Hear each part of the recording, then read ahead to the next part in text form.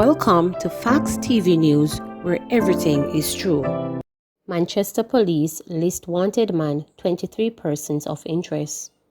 Police have here listed one man as wanted and 23 others as persons of interest in relation to criminal activity in the community of Comfort near Royal Flat. The community has been on edge following two shooting incidents last week, one resulting in the death of 43-year-old mechanic Sean Price. Head of the Manchester Police, Superintendent Gary Francis, made an appeal for the 24 men to turn themselves in to the police. There are a number of people who we have an interest to talk with. There are some persons who are of interest in the recent flare-up of incidents, and others we need to talk to in relation to some other criminal activities happening in the area. This is an appeal for them to come in, he reported yesterday afternoon during a walkthrough of the community. The wanted man, Christopher Silent, is being sought by the Financial Investigations Division, FID.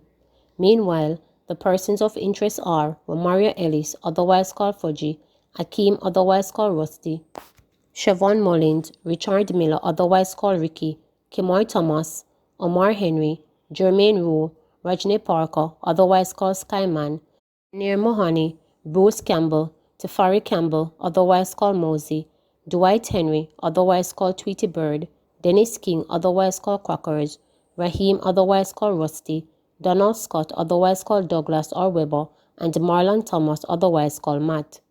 10 of the men are known only by their aliases. They are Jim Roy, Kenny, Pim Pim, Westman, Little D, Jay, and Jinga Weber. Superintendent Francis urged those listed to turn themselves into the Mandeville Police Station. It is always better for you to come in and have a discussion with us because it poses far less risk to everybody, he says. Francis also warned persons to desist from hosting illegal parties and gathering. 24 people were yesterday afternoon prosecuted for breaches of the Disaster Risk Management Act (DRMA) in the community. The only person that can permit a party in this parish is the commanding officer, and no party is being permitted given the DRMA, stated Francis. 2 men killed, others injured in drive-by shooting in Waterhouse.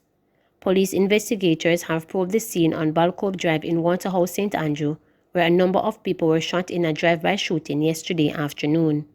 Police on the scene have confirmed that 2 men were fatally shot, while another was rushed to hospital with gunshot wounds. However, residents are claiming that at least 8 people were shot in an area where people regularly met to play dominoes and other games. Investigations are ongoing. Previously convicted 15-year-old boy now on shooting charge in Westmoreland. A 15-year-old boy who was in 2019 convicted of unlawful wounding is now charged with shooting with intent and illegal possession of firearm stemming from a gun attack in Westmoreland last week. Reports from the Savannah Lamar Police are that about 5:45 p.m. on Tuesday, May 18, a group of men were sitting along the roadway when the teen reportedly rode up on a bicycle, brandished a firearm, and started firing at them. The men managed to escape unhurt, said the police, adding that the teen was arrested following an intense probe by investigators and subsequently charged yesterday.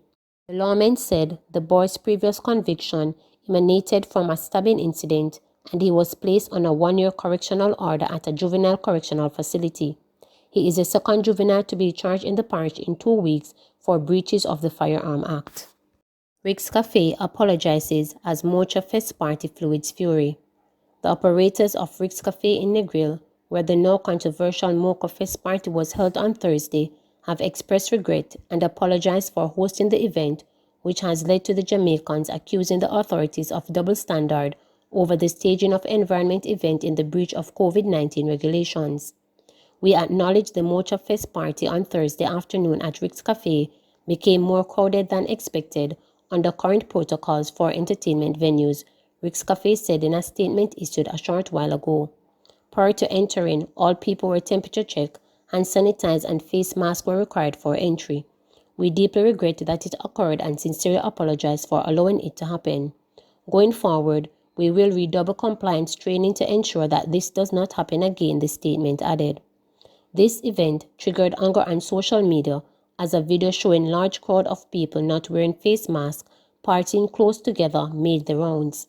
Among the criticisms leveled at the government on Twitter was one from a woman who posted under the handle @ValentiaJSS who said, "Andrew, honestly, to say I'm upset is an understatement. People are suffering because of these night curfews, can barely pay bills and buy food. Small business sector suffering due to 2 weekend curfew hours, but #MochaFest can keep. Foreigners can come here and breed while we suffocate." JTB says no permission was given for MochaFest, promises probe and sanctions. The Jamaica Tourist Board, JTB, has expressed disappointment at the staging of MochaFest in Negril in breach of COVID-19 safety protocols and said that the matter will be investigated, with the objective of ensuring that appropriate sanctions are enforced and no permission was given for the event. The party held at Rick's Cafe was attended by large groups of visitors to the island, but has triggered public anger when Jamaicans accusing the authorities of double standard over the staging of entertainment events in breach of COVID-19 regulations. Please remember to subscribe, like, share, and click the notification bell for daily updates.